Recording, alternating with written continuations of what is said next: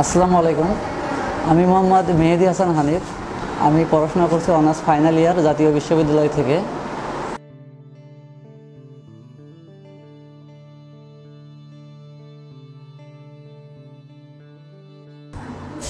প্রথমত আমি বলতে চাই আমি একজন ছাত্র হিসেবে আমি সবসময় ছাত্রদের সাথে ছিলাম, আগামীতে সাথে থাকবো ইনশাআল্লাহ।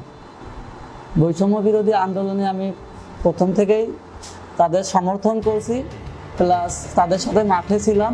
আগামীতে আমাদের যে বাংলাদেশ গঠন করা হবে, যে আমাদের সোনার বাংলা, যেটা আমাদের স্বপ্ন, প্রত্যেকটা ছাত্রর প্রত্যেকটা জনগণের স্বপ্ন আমাদের সোনার বাংলা গঠন করতে হবে।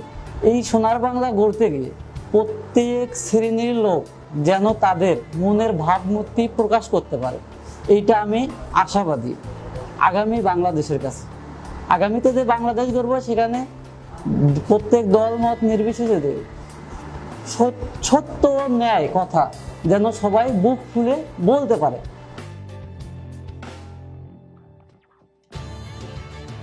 আমরা ছাত্ররা যে ঐক্যবদ্ধ, আমি আমার জ্ঞানত এর আগে কখনো আমার দেশের মানুষকে এতটা একাত্মবোধ দেখিনি যেমন এখন আমি দেখতেছি।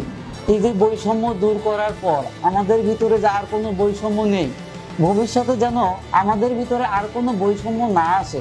আমাদের ছাত্র সমাজের কাছে আমার পক্ষ থেকে, আমার ব্যক্তিগতভাবে সবার কাছে আমার একটা অনুরোধ যে আমাদের এই যে একাত্মবোধ যেন পরবর্তীতে এভাবেই থাকে, এর মধ্যে যেন কোনো ভঙ্গুর সৃষ্টি না হয়।